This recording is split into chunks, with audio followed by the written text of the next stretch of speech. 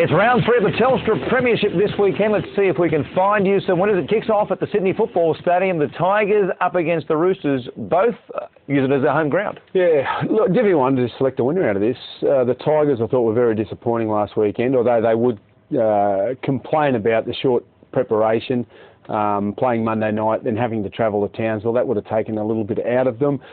I thought the Roosters, their performance against the Raiders, in particular down there in Canberra Stadium, was pretty good. They kept the Raiders virtually scoreless until the last couple of minutes. So on that alone, I think they can stop the West Tigers and register their second victory in a row.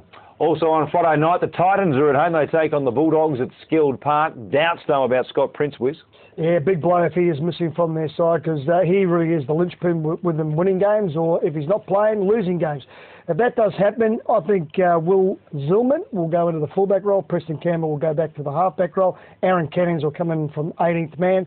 But for the Bulldogs, they had to play a little bit better than they did the last week against the Panthers. But up there, I'll tell you what, I'm going for Bulldogs 3 in a row.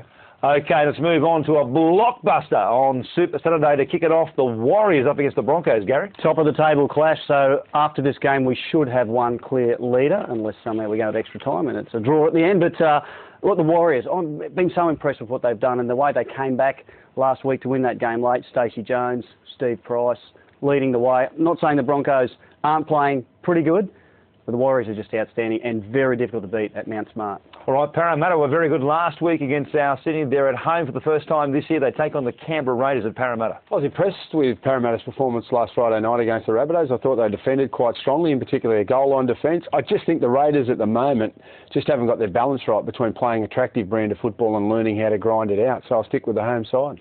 Another big game I can't wait for on Saturday night. The Cowboys at home to the Melbourne Storm. Both sides will just throw the ball around. I think this will be the most entertaining game over the weekend. Both halfbacks are really looking to control the game, got good kicking games. Very, very close. I think there'll be plenty of points scored by both sides. But for me, Cowboys just at home, just to upset the Storm.